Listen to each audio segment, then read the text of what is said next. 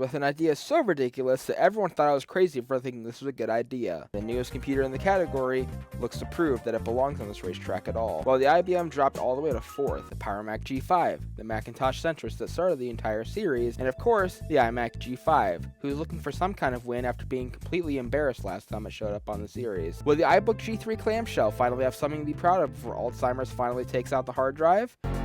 Everything else is starting to come in right about the same time. Yeah, maybe SCSI drives don't exactly produce the best startup times.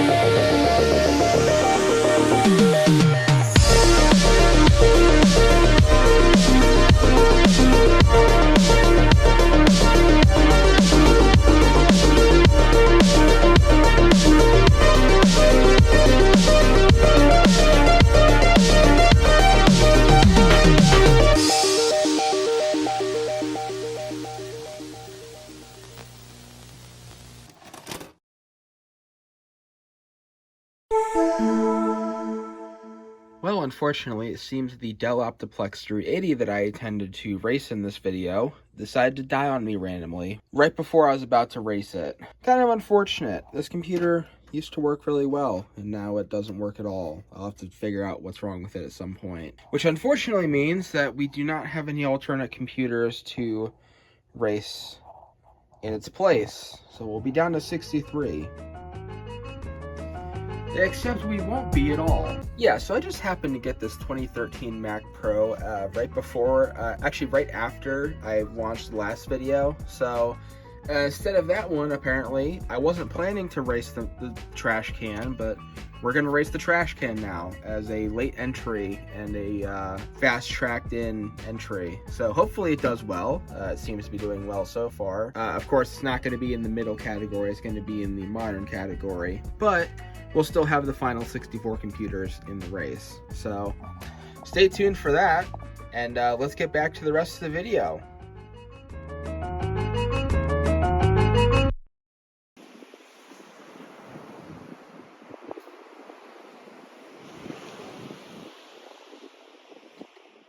So as it turns out, there are only 6 computers that fit this category, so this time I'll actually introduce all of them before I start the race. Somehow, the dying spirit of my very first computer was able to give me both a qualifying time as well as a full run in the race. Meanwhile, the HP Pavilion my great-grandmother used to use allowed AMD systems to get some representation in this category. My very first laptop, which has gone through quite a few different operating systems over the years, has finally come back with Windows Vista, the system where it all began for it. And it's brought its father Acer to race alongside it. Finally, the laptop I used to live stream with many years ago, and the laptop that basically started this channel, round this category off with just about the best that the Core 2 era has to offer. With so few competitors, all of which hailing from around the same time, the results are likely to be much closer than expected. So who among them will take the crown? Let's find out. And we're off again. It looks like the Dell Latitude is already on the startup screen, with my first computer starting up behind it and everything coming in right about after. Acer boot screen came in for just a split second there. Got the Windows boot screen coming in on most of them here. Most of them are running Windows Vista, some of them Windows 7.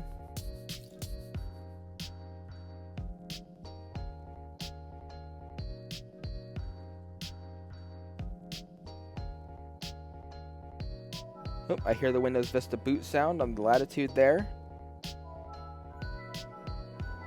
And on most of the others there. Just waiting on that Gateway laptop to come in. Looks like the Dell XPS is in. And it looks like the Dell Latitude is done. And the Acer is right behind it. Looks like Great Grandma's computer is just about done there. The Gateway is about done here. The XPS is in, and now it's all coming back down to my very first computer.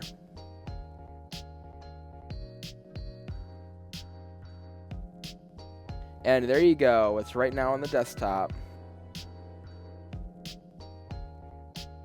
With a final time of 117.1.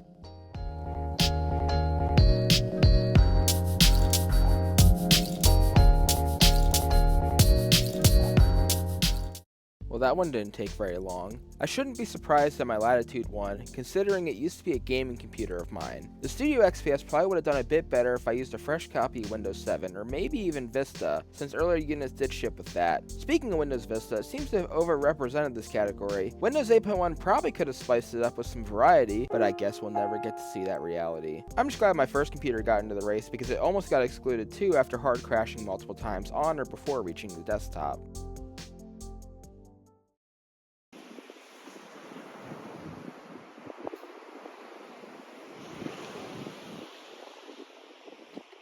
The race you're about to see represents just about the entire range of Mac computers in the early Intel era, everything from a low-end Mac Mini all the way to the top-end Mac Pro. One of the most impressive showings in the qualifying round was actually the 2006 MacBook Pro, clocking in at just 17.3 seconds, but we'll see if it can hold on to that time now. Not far behind it were the 2006 iMac and MacBook with the Core 2 Duo, but they still rely on older mechanical hard drives as opposed to the SSD the MacBook Pro has installed. The 2009 iMac we saved a few months back from the brink of total data loss is also back to show how it's feeling better than ever, but who's feeling the best?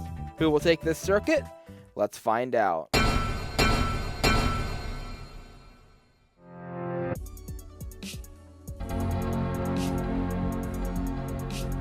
And pretty much all of the systems start up right about the same time. There comes the Mac Pro, everything is in now.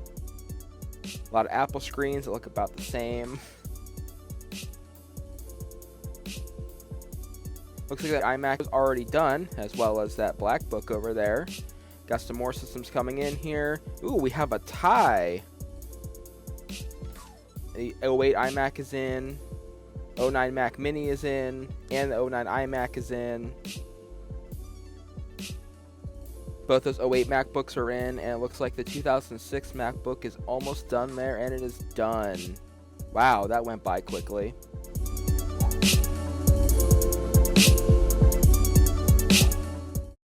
I don't know if I've ever seen a shorter race in my life. Closest thing would probably be some kind of drag race. The MacBook Pro completely lost the crown to the Core 2 iMac, proving that the SSD alone can't save an otherwise lower spec computer. Surprisingly, the Mac Mini ended up beating out the Mac Pro, although if the Mac Pro would have started at the same time as everything else, it probably would have swept some of its competitors. I think for the same reason Penny takes so long to start up, the GPU has to kick in before the system can finish post, and you can see that in the race with the delayed startup chime. Much like in the vintage Mac category, macOS 10 Tiger was the system to have, and you can really see the difference it makes on 2006 models. Not that these machines are particularly slow though, I'm predicting that all of them are going to do well in the final race, as they did in qualifying.